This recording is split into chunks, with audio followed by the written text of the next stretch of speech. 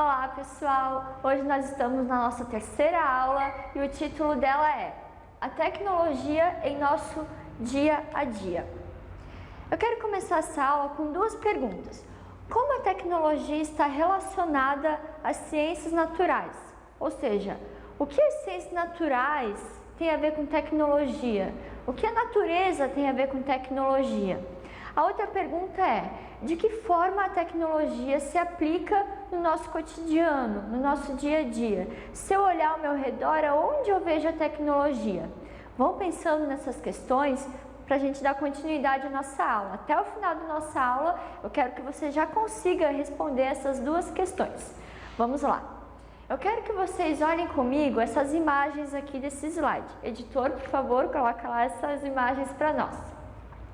Vocês podem observar ali a imagem de um relógio, uma geladeira, fita e disco, um carro, uma televisão, um Xbox e um celular. A minha pergunta é, quais desses aparelhos e objetos estão na humanidade há 100 anos, há 50 anos e quais estão atualmente apenas? Se vocês olharem, né, eu coloquei algumas imagens bem antigas, o relógio é bem antigo, essa geladeira também, né, um modelo bem antigo também. A fita, né, nem existe mais hoje em dia a fita. Eu lembro de uma história assim que quando eu era criança, eu tinha lá os meus 8 anos, 9, 10 anos, eu ouvia minhas musiquinhas todas numa fita, então quando a fita acabava eu precisava lá virar a fita para poder continuar ouvindo, e quando eu quisesse ouvir aquela música de novo eu precisava rebobinar a fita para poder ouvir só aquela música. Hoje em dia nós apertamos um botão e está tudo resolvido. Então, olhando essas imagens aqui, eu quero pensar junto com vocês que todos esses aparelhos, eles levaram tempo, mas eles foram melhorando na sua aparência, na sua durabilidade, também na sua eficiência. Hoje em dia temos carros muito mais rápidos, temos geladeiras que não precisa mais ficar tirando o gelo, né, descongelando ela, porque ela já faz isso automaticamente. Então tudo isso foi mudando para o nosso próprio bem, né? Foram mudando para deixar nossa vida, né, melhor, mais confortável, o nosso trabalho mais eficiente também, e também para aumentar o nosso tempo de vida, né? Alguns remédios foram surgindo com a tecnologia para que a gente pudesse ter um tempo de vida maior.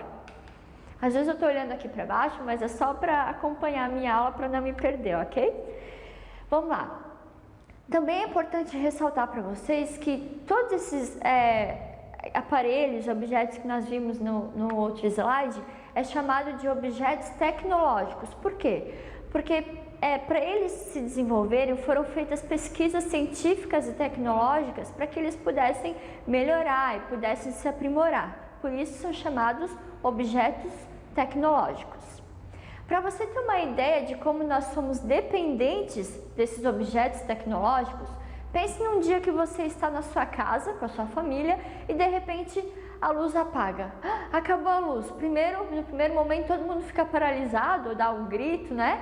Mas aí o que geralmente nós fazemos? O celular, hoje em dia, né, não desgruda das pessoas. Então geralmente a primeira coisa que fazemos é pega o celular e já liga a lanterna, né? Então é a primeira coisa que nós fazemos. Olha como a tecnologia está nas nossas mãos, não é? Então pense um pouco nisso, se realmente isso acontece na sua casa, e pense como nós somos dependentes dessa tecnologia toda. A eletricidade mesmo veio transformar a nossa vida, né? Quero falar um pouquinho com vocês também sobre os significados científicos. Existem várias formas também de nos comunicarmos no nosso cotidiano com outras pessoas, ou através também de imagens, de cores e até de números. Olha só esse exemplo. Coloca lá para nós a imagem, olha só. Temos ali 4 imagens. A primeira ali é tipo uma placa, né, escrito cuidado tóxico. A segunda ali tem um remédio de faixa preta. A terceira é um semáforo e a quarta é uma bandeira vermelha. Quando nós olhamos a primeira imagem, a gente sabe que, opa, esse produto é tóxico, eu posso me machucar, pode me fazer mal, eu não vou ingerir, não vou inalar, não vou fazer nada disso, vou ficar longe desse produto, porque a gente sabe que é tóxico. A segunda imagem ali do remédio é uma faixa preta, então nós sabemos que remédio de faixa preta pode causar dependência, né? E só pode também, a gente só pode tomar o remédio de faixa preta a partir do momento que um médico manda a gente tomar. Nós não conseguimos na farmácia pedir um remédio assim porque é proibido.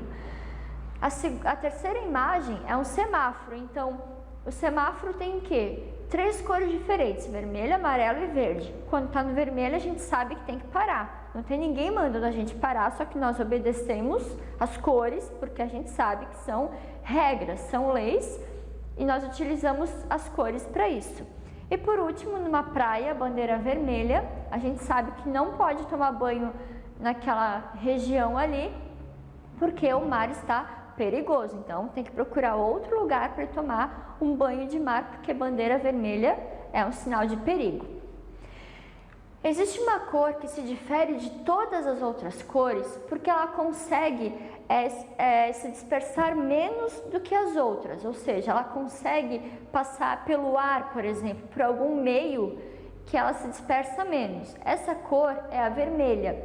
Se a gente colocar uma luz vermelha, uma verde e uma azul bem longe, né, e ficarmos uma distância bem afastada, a cor que a gente mais vai enxergar é a vermelha, porque ela se dispersa menos. É por isso que em lanternas de carro ou então no alto de um morro, né, existe uma luz vermelha, porque a gente consegue enxergar ela bem de longe. Existe também uma outra forma de comunicação, que é o código de barras. Então, aqueles números que estão numa embalagem que a gente compra servem para alguma coisa. Eles não estão lá só para bonito, para preencher a embalagem. Elas servem sim para algo e cada número tem um significado bem importante. Geralmente, as embalagens que seguem o padrão internacional têm 13 dígitos. São eles, olha só essa imagem. Os 3 primeiros dígitos é o país em que o código foi gerado. Então, 789 é o código aqui do Brasil. Cada país tem um código, né? Esses 3 dígitos iniciais diferentes um do outro. Os próximos 6 dígitos é o número da empresa que produziu o item.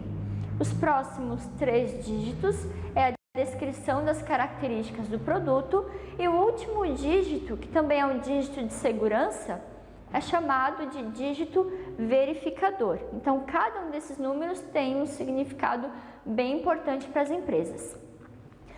Nos nossos meios de comunicação, nós também temos umas outras formas de identificação através de números. Você consegue, eu trouxe aqui alguns exemplos. Por exemplo, nós temos o CPF, que é o cadastro de pessoa física. Então, se eu vou preencher algum documento, qualquer coisa, eles me pedem o CPF ou até o RG, que é o registro geral. Eu preciso colocar os números ali, geralmente nós já sabemos de cabeça, né? Coloco o número ali e pronto, esse é o meu número. Cada pessoa tem o seu número ali de CPF e RG. Existe também o CEP, né? Que é o Código de Endereçamento Postal. Cada rua tem o seu CEP, tem o seu número. Então, quando vamos preencher o nosso endereço, eles já pedem o CEP. Tem também o nosso título de eleitor, nossa conta bancária e por aí vai. São formas de nos comunicarmos através de números. Outras informações bem importantes também são aquelas que a gente encontra em equipamentos elétricos. Quando nós compramos um aparelho elétrico, vem algumas informações, como por exemplo, tensão, frequência, corrente e potência. O que significa será cada um desses termos? Leia comigo o significado. Tensão é a capacidade em fornecer energia a um determinado aparelho. Sua unidade de medida é V, que significa volts. No Brasil, temos redes elétricas residenciais para 110, que está sendo substituída por 127 volts, e também de 220 volts.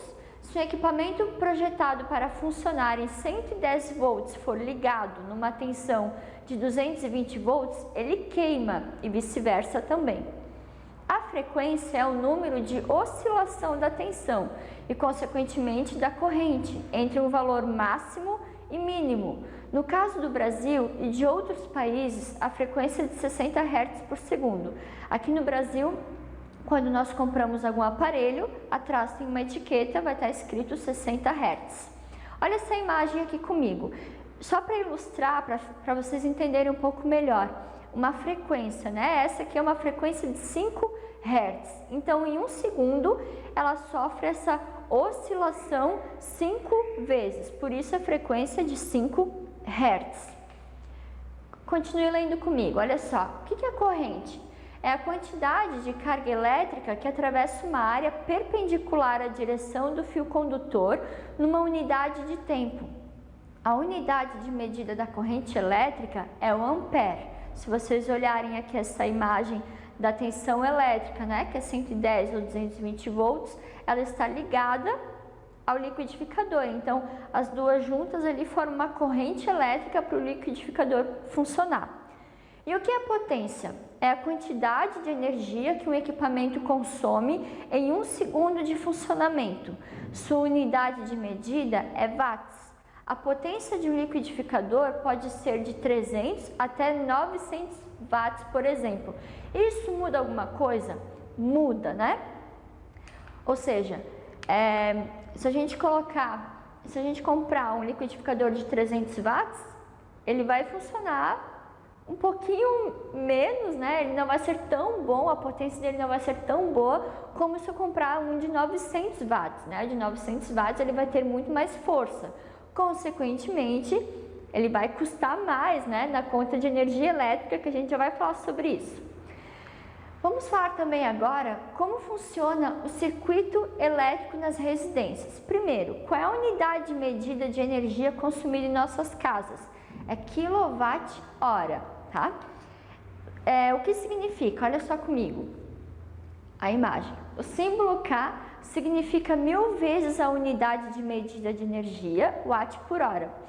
Essa unidade de energia é obtida do produto da unidade de potência watt pela unidade de tempo hora. Eu coloquei uma fórmula para vocês conseguirem entender um pouco melhor.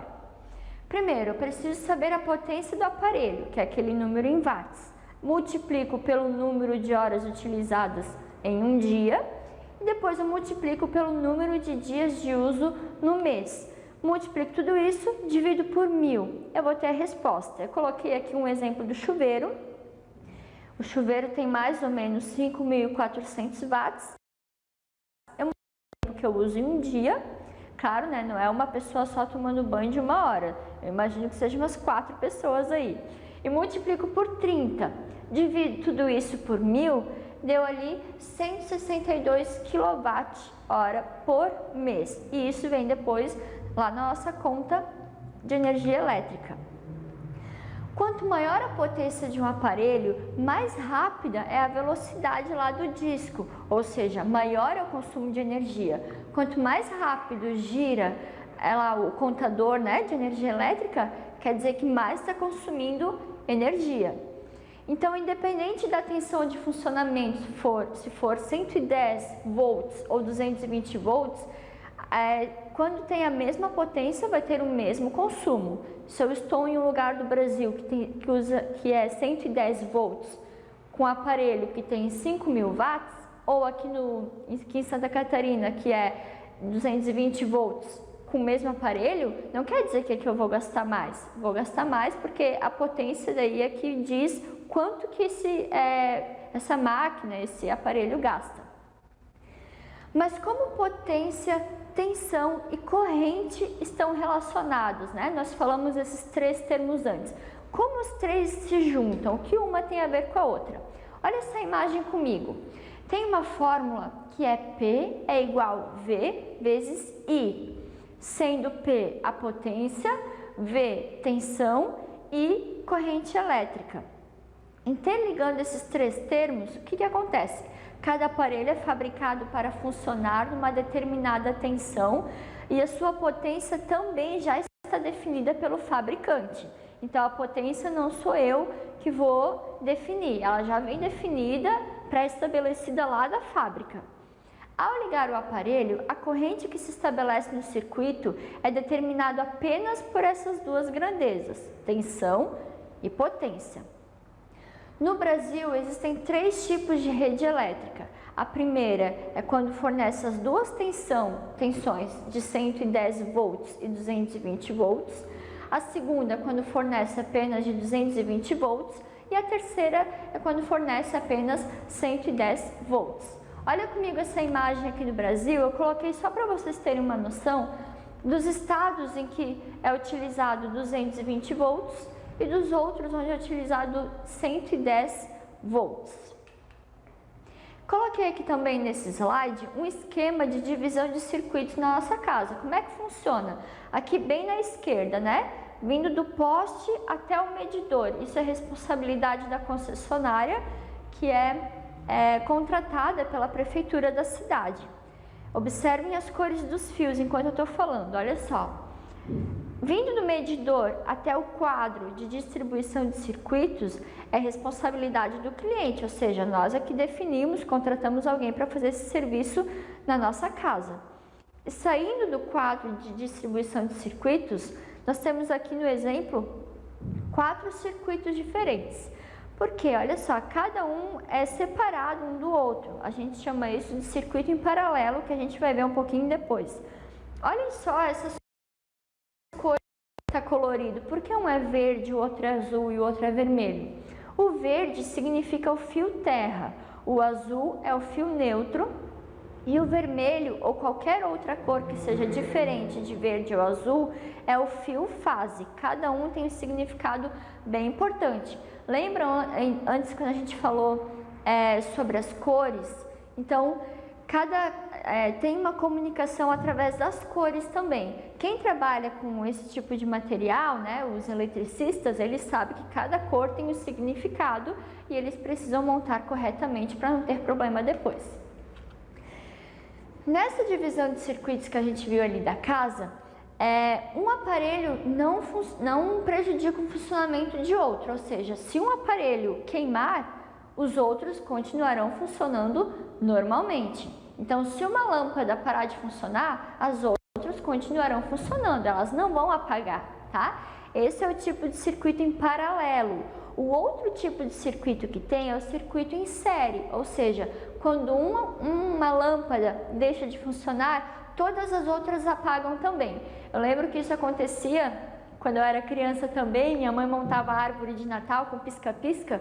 Opa, se uma lâmpada estava meio desconectada ou queimava, todas as outras apagavam também. Acho que hoje em dia a tecnologia já mudou isso, né? Então tem pisca-pisca muito melhor por aí, né? Olha só essa imagem aqui para eu exemplificar para vocês como é o circuito em paralelo e o circuito em série. Percebam que o circuito em paralelo, uma lâmpada é independente da outra. Se der problema com uma, a outra continua funcionando normalmente. Já o circuito em série, as lâmpadas estão interligadas. Se uma queima, a outra vai deixar de funcionar também. Apesar da lâmpada ser um objeto bem familiar, a gente ter várias na nossa casa, muitos de nós nem imaginam do que ela é composta. O que tem tudo dentro de uma lâmpada? Se você já observou uma lâmpada comum, ela também é chamada de lâmpada incandescente.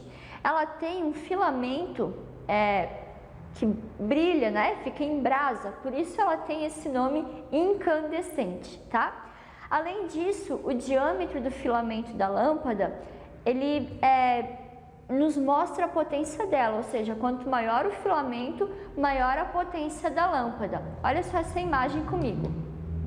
Temos aqui uma lâmpada, o filamento ali apontando, né? Quanto maior esse filamento, então, maior é a potência da lâmpada, consequentemente, maior será o gasto dessa lâmpada também. Temos os fios metálicos que vão conduzir a eletricidade, temos o suporte de vidro, a rosca metálica logo ali embaixo, o material isolante e a base metálica. É disso que se constitui uma lâmpada. vamos falar um pouquinho sobre a importância das informações técnicas e científicas. Porque os aparelhos que compramos vêm com manual? Serve para alguma coisa. Quando a gente compra um aparelho, aquele manual serve para a gente ler e pegar todas as informações importantes, né? A gente não deve guardar numa gaveta e esquecer, porque a gente pode ter consequências nada legais se a gente não sabe como o aparelho funciona. Então, nesse manual vem informações como voltagem, frequência, a potência do aparelho. Tudo isso a gente precisa saber para conectar ele numa tomada, por exemplo. E o mais importante, se a nossa rede suporta que eu conecte mais um aparelho naquela tomada. Às vezes não suporta, né? Numa instalação elétrica, quanto mais longo o fio, maior é a resistência de passagem da corrente. Então, se o fio é muito longo, o diâmetro dele tem que ser maior para que a eletricidade consiga passar por aquele fio, tá? A gente tem que ter cuidado também de não conectar mais de um aparelho de alta potência em uma tomada, porque às vezes não suporta e acaba dando um curto-circuito. Isso é grave, é muito perigoso isso. Olha só essas imagens que eu peguei para vocês.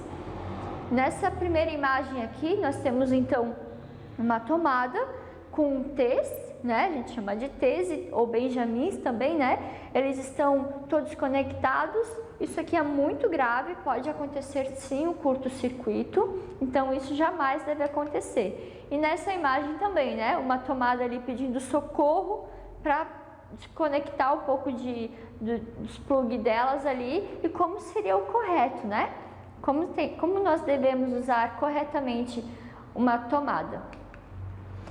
Além de tudo isso que vimos, nós também devemos ter cuidados com a nossa geladeira, tá? Você sabia que nós podemos diminuir o consumo 25% do que gastamos na nossa conta elétrica é só do gasto da geladeira. E a gente pode diminuir isso.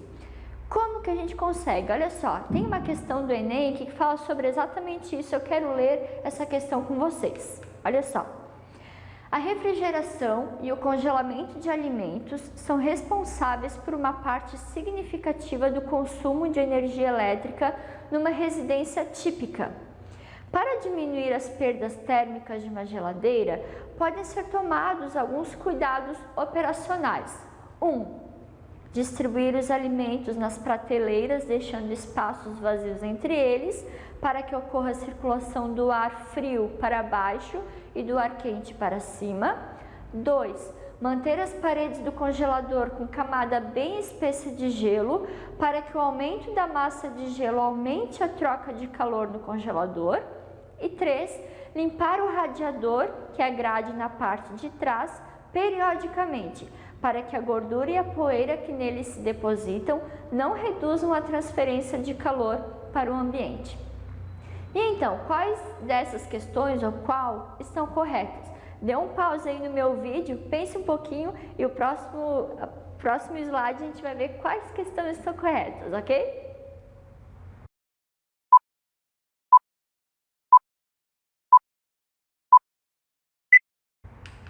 Vamos lá. A questão 1 e 3 estão corretas, né? Tudo tranquilo, a gente tem que distribuir bem os alimentos nas prateleiras, deixar um espaço vazio entre eles.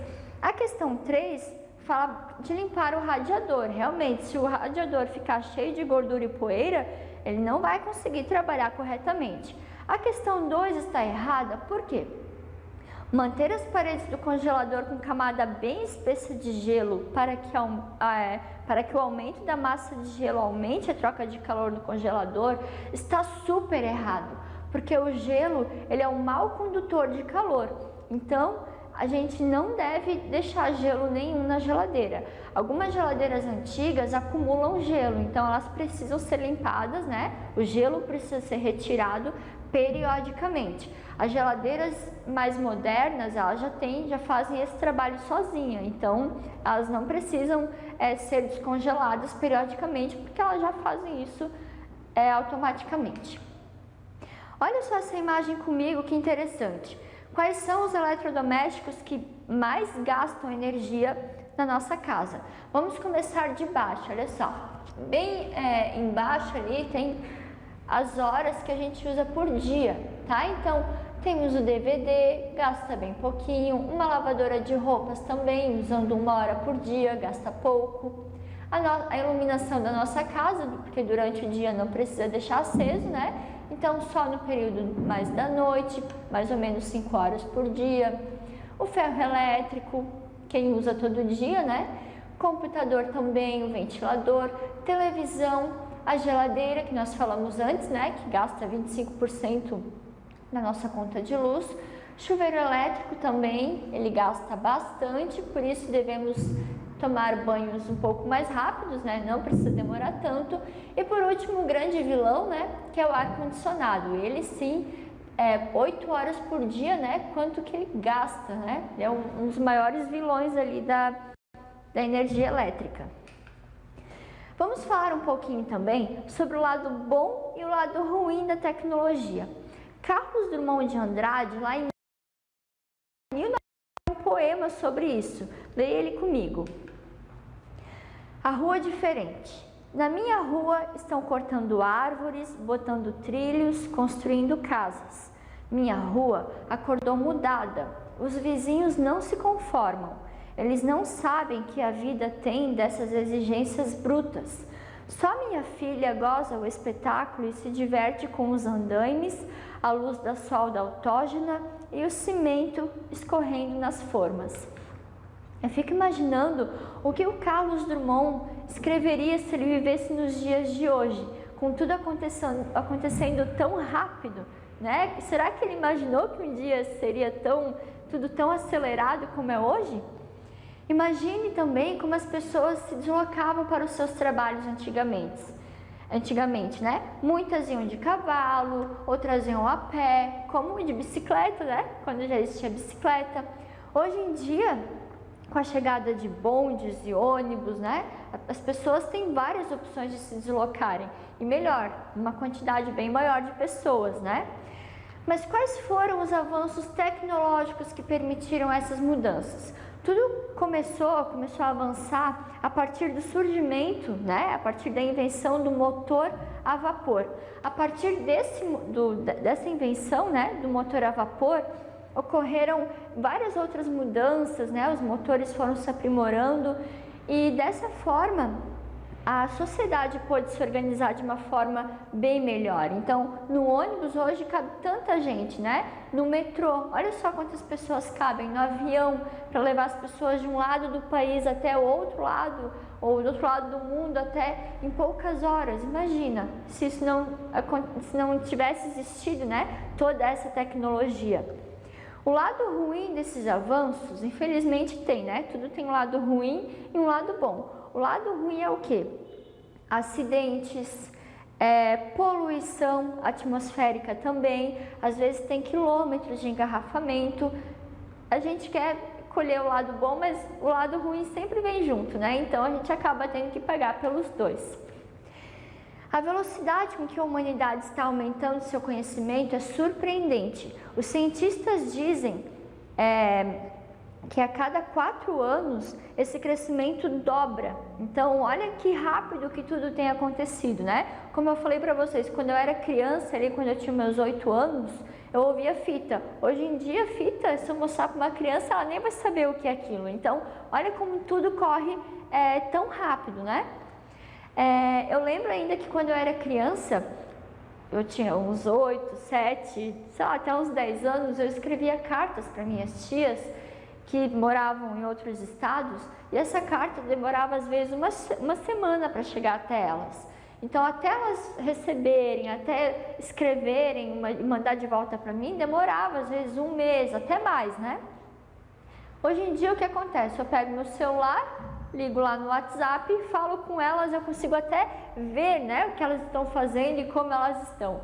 Isso é o avanço da tecnologia. Se toda essa tecnologia trouxe eficiência, rapidez e conforto, para alguns trabalhadores trouxe também algumas coisas que talvez não foi tão bom assim. Por um lado, né? Alguns acabaram desenvolvendo LER, que é aquela doença de lesão por esforço repetitivo, então tem que cuidar, tratar com isso. O lado ruim também é que aumentou o desemprego, porque daí muitas pessoas não conseguiram acompanhar a tecnologia e por causa disso, o lado bom então é que por causa disso elas tiveram que correr atrás de conhecimento, tiveram que se inovar, tiveram que fazer algum curso, se especializar em alguma coisa para que pudesse acompanhar a tecnologia, acompanhar a empresa e crescer junto com ela. Para terminar essa aula, eu gostaria de deixar duas questões para vocês refletirem. Será que temos utilizado toda essa tecnologia que está ao nosso dispor da maneira correta? E a outra pergunta é, aonde estamos errando e no que precisamos melhorar? Logo após, abaixo dessa aula, eu vou deixar um vídeo para vocês sobre cinco formas que a tecnologia mudou a nossa vida e vocês vão gostar muito, tá? Tem o quiz também que eu gostaria muito que vocês fizessem. Até a próxima aula. Tchau!